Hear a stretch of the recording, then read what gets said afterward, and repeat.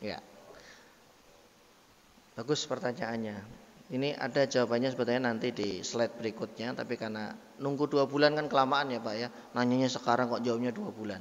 Saya jawab nanti kalau misalkan sudah masuk berarti tinggal kita mengulangi memperkuat lagi. Terkait dengan ayam, bukan cuma ayam Pak, bukan cuma ayam goreng kalau pertanyaan Bapak tadi spesifik, ayam potong yang kita beli. Kita nggak tahu ini disembelihnya pakai bismillah atau tidak.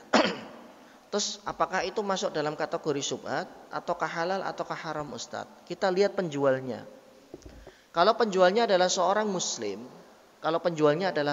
muslim, maka dengan keislaman dia itu sudah cukup menghilangkan keraguan kita apakah ayam ini bermasalah atau tidak. Kecuali kita jelas-jelas melihat di tempat pemotongan dia ketika dia menyembelih tidak menggunakan bismillahirrahmanirrahim baru kita mundur.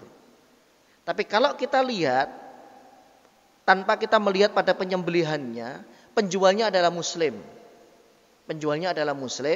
Muslim taat, maka kita nggak perlu bertanya disembelih pakai bismillah atau tidak, karena keislaman dia itu sudah menjadi ciri khas tersendiri bahwa ini adalah ayam insya Allah dipotongnya dengan cara bismillah. Ya, kecuali kasus yang kedua kita datang unyu, Pak mau beli ayam potong atau ayam goreng, kita tahu prosesnya, dilihat loh kok mulutnya nggak baca bismillah, langsung main potong aja, nggak ngadep ke arah kiblat. Sunnahnya kan menghadap ke arah kiblat. Nah, baru setelah itu hewan sembelian ini kita lihat sendiri bahwa dia tidak memotongnya dengan bismillah, ya kita mundur, nggak jadi beli. Maka itu tidak boleh dikonsumsi. Demikian juga sembelihan ahlul kitab. Sembelihan ahlul kitab kalau yang menjual non muslim, bukan Ubadul Authan Mbak ya, bukan Chinese, bukan juga dari India, bukan juga dari Thailand, tapi ahlul kitab. Ahlul kitab itu berarti al-Yahud wan Nasara, yang mereka pernah diturunkan kepadanya kitab suci. Maka sembelihan mereka nggak perlu kita tanya, termasuk kalau dia jual ayam goreng.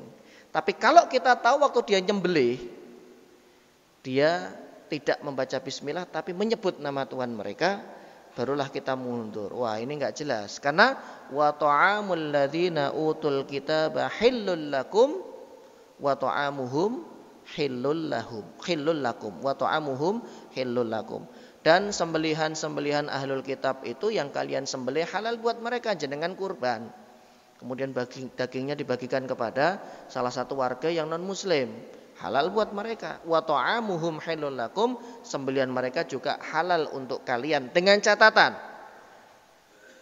pada saat mereka menyembelih tidak menyebut nama Tuhan mereka. Jadi ya kita tahunya mereka nyembelih gitu saja, nggak baca bismillah bagaimana? Ya itu memang mereka nggak baca bismillah. Tapi kalau mereka menyebut nama Tuhannya, baru itu menjadi bermasalah sembelihannya. Jadi itu nanti berlaku juga turunannya ayam goreng, ayam geprek, pecel ayam, pecel lele dan seterusnya. Begitu, gitu Pak. Insya Allah nanti di bagian pembahasannya nanti kita akan urai lebih dalam lagi. Termasuk impor daging dari negara luar. Nah itu kan jadi, tapi kan kelamaan Ustaz 2 bulan lah, mau bagaimana saya ketemunya setiap bulan? Kan begitu, kita kan ngikuti aturan DKM, kalau DKM begini ya sudah.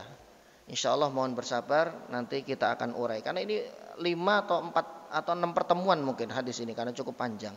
Jadi kita bahas sampai dalam. Silakan yang lain kalau ada. Cukup?